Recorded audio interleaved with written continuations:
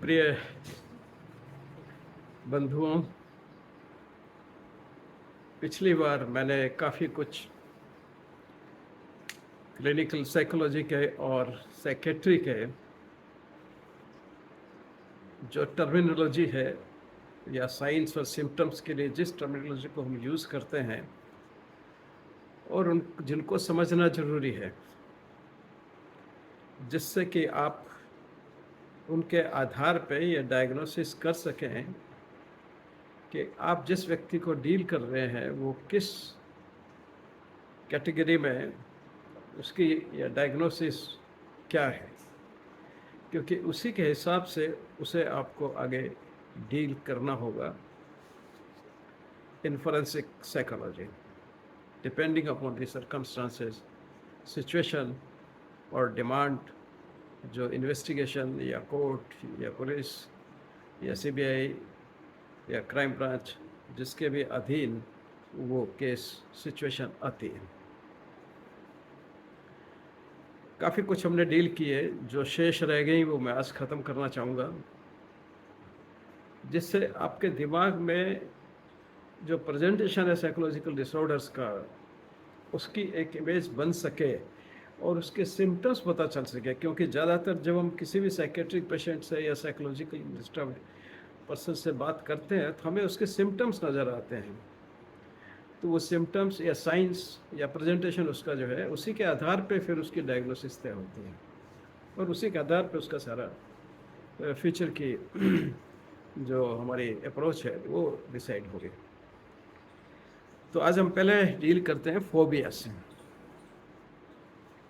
Phobia वो एक डर है जो कोई एक रियल वास्तविकता पे नहीं खड़ा है, अवास्तविक है, काल्पनिक है, और ये व्यक्ति को पर्टिकुलर सिचुएशन में लगता ही है, महसूस होता है। और कईयों की इनकी ग्रेविटी बदलती रहती है, कईयों में बहुत ज़्यादा होता है, कईयों में थोड़ा होता है, कई लोग अपने आप को संभाल सकते हैं। काफ़ी लोग मैंने ऐसे देखे हैं जिनको जो अपने आप को नहीं संभाल पाते इस प्रकार के फोबिया से। फोबिया मीन्स डर, तो एक भय उनके दिमाग में उस पर्टिकुलर परिस्थिति से उत्पन्न होता है, जो जिसका कोई राशनल नहीं है, जिसका कोई एक्सप्लेनेशन नहीं है, जिसकी कोई आप व्याख्या नहीं कर सकते, लेकिन ये होता है, उसको हम फोबिया कहते हैं। और यह भी एक साइकोलॉजिकल या साइकेट्रिक डिसऑर्डर्स का एक सिम्टम है या साइन है या प्रेजेंटेशन है। ये मुख्य रूप से ये फोबिया जो हैं 6 प्रकार के होते हैं। मीन्स 6 प्रकार की सिचुएशन में ये फोबिया अक्सर इसके अलावा भी हो सकते हैं। ये जो लोगों ने महसूस किए, क्लिनिशियंस ने और सब, तो उनको 4 कैटेगरी में मुख्यतः बांटा गया। पहला होता है एक्रोफोबिया। अब ये एक्रोफोबिया बहुत कॉमन है। ये होता है फोबिया ऑफ द हाइट। ऊंची बिल्डिंग पे जाने से आदमी को डर लगता है। अब आप उसको कितना भी राशनल दीजिएगा, कितना भी समझाइएगा कि देखिए बाकी लोग भी रह रहे हैं, पूरा शहर बसा हुआ है ऊपर, लेकिन वो डरेगा। जैसे ही हाइट पे गया, वो ऊंचाई पे गया, उसको डर लगना शुरू हो जाता है, एक अनएक्सप्लेन्ड डर। और कुछ लोगों में इतना ज़्यादा हो जाता है कि वहीं बैठ जाएंगे, आंखें बंद कर लेंगे, शॉक में चले जाते हैं। कई लोग न्यूरोजेनिक शॉक जो होता है उसमें चले जाते हैं, पड़ जाते, जमीन पे लेट जाते हैं। आप देखते हो पल्स सब कम हो रही है, तो ऐसे लोगों को फिर तुरंत नीचे लाना पड़ता है। तो ये काफ़ी कॉमन होता है, बहुत से लोगों में होता है, थोड़ी बहुत डिग्री से। लेकिन कुछ लोग अपने आप को इस परिस्थिति को समझते हुए संभाल लेते हैं। मुझे भी थोड़ा सा था, और इसीलिए मैं कोई मल्टी स्टोरी बिल्डिंग में मैंने रहने का प्लान भी नहीं किया। तो थोड़ा हल्का सा था, लेकिन इसका मतलब ये नहीं कि मैं नहीं जाता था, लेकिन थोड़ी सी मेरे को अंतर मन में भय सा लगता था हाइट पे जाने पे। आज भी कहीं बिल्डिंग के किनारे पे खड़ा होना और वो खड़ा होना मेरे लिए संभव नहीं हो पाता। तो थोड़ा बहुत तो ये एक नॉर्मल वेरिएशन में आ जाता है। लेकिन जब ये बहुत ज़्यादा हो जाता है, पैथोलॉजिकल हो जाता है, तो फिर उसको बहुत मुश्किल होता है डील करने में। दूसरा होता है एगाराफोबिया। एगाराफोबिया में क्या होता है कि उल्टा है, इससे उल्टा नहीं, मतलब तो डिफरेंट है। एगाराफोबिया में आदमी को ओपन स्पेस से डर लगता है। बहुत से लोग देखे मैंने, आप उनको बिल्कुल जंगल में ले जाइएगा जहाँ बिल्कुल जगह ओपन है, फील्ड है, एकदम है, तो उस जगह से उनको भय लगने लगता है। रात में तो सभी को ही लगता है। रात को अगर छोड़ दिया जाए तो सभी डरेंगे, लेकिन ये लोग दिन में भी उनको वहां डर लगता है। वो बहुत बड़ी लार्ज अनअटेंडेड ओपन स्पेस को नहीं टॉलरेट कर पाते और वहां से भयभीत हो जाते हैं। अब इसका भी कोई राशनल नहीं है, कोई आधार नहीं है, पर उनको डर लगता है। तो ये एगाराफोबिया हो गया। फिर होता है निक्टोफोबिया। अब निक्टोफोबिया में, निक्टो वर्ड आता है नाइट से, तो निक्टोफोबिया मीन्स इनको डार्कनेस से, अंधेरे में डर लगता है। कोई डार्क रूम है, उसमें आप जाइएगा, उनको डर लग जाएगा, वो नहीं घुसेंगे उसमें, थोड़ा ले भी गए वापिस आ जाएंगे। और फिर वही, अगर बहुत ज़्यादा आपने कोशिश की तो उनकी स्थिति बहुत ख़राब होती है। बहुत लोगों की तो बहुत ज़्यादा स्थिति ख़राब हो जाती है अंधेरा करने पर। मैंने ऐसे लोगों को देखा है जो बिल्कुल अपने कमरे में रात को सोते वक्त भी बिजली लगा के सोते हैं। क्यों बिजली जगा के सोते हैं? क्योंकि वो अंधेरे में सो ही नहीं पाते। मेरे पास एक टाइम एक ड्राइवर था, तो उसके साथ मुझे काफ़ी दूर दूर तक जाना पड़ता था, पहाड़ों में जाना पड़ता था, रेगिस्तान में जाना पड़ता था।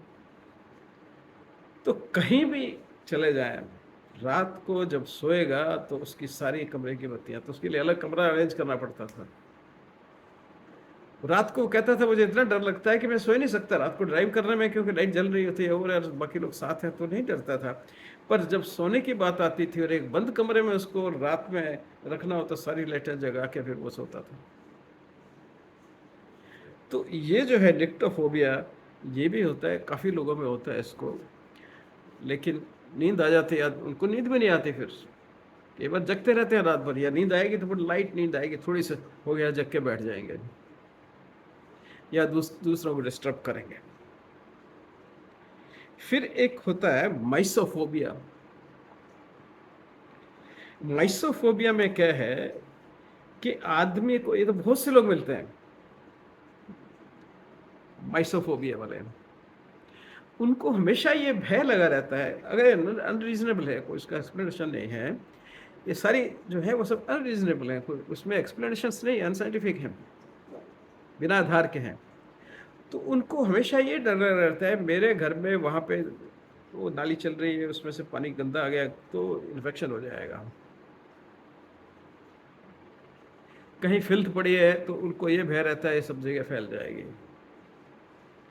तो ऐसे लोग अक्सर अपने घर में दिन भर सफाई करते रहते हैं, कहीं भी थोड़ा सा कुछ ऐसी चीज़ डर्ट या और हो गई तो वो उसको टॉलरेट नहीं कर पाते, उनको भय भय उससे भय सा लगने लगता है कि पता नहीं क्या हो जाएगा, खाने मिक्स हो जाएगा, खाने मिक्स में, और कब बताएंगे भी क्या बात है, खाने मिक्स हो जाएगा, खाने में मेरे पेट में चला जाएगा, मेरे को टाइफाइड हो जाएगा, लाइक दैट। तो यानी अत्यधिक क्लीनिनेस और डर्ट और जो दूसरी गंदगी है उससे अत्यधिक डिसलाइक। और अगर वास्तव में किसी ऐसी जगह में फंस जाए, किसी नाले में या कहीं, तो उनकी तो मुसीबत, बहुत ही उनकी स्थिति खराब हो जाती है। फिर एक स्थिति आती है क्लास्ट्रोफोबिया।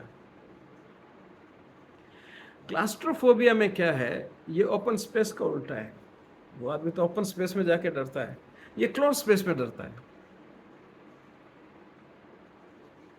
किसी रैशनल के कारण नहीं, वो लिफ्ट में नहीं चढ़ेगा, क्लोज स्पेस है, डर जाएगा। बहुत लोग देखे हैं, आप कहीं जाते होंगे हॉस्पिटल में, कहीं जहाँ लिफ्ट में चढ़ना ही पड़ता है, कोई ऑप्शन नहीं होता, तो आप देख कई लोग कुछ चेहरे उतर जाते हैं लिफ्ट में घुसते ही, और कई लोग जैसे लिफ्ट से बाहर निकलाते हैं।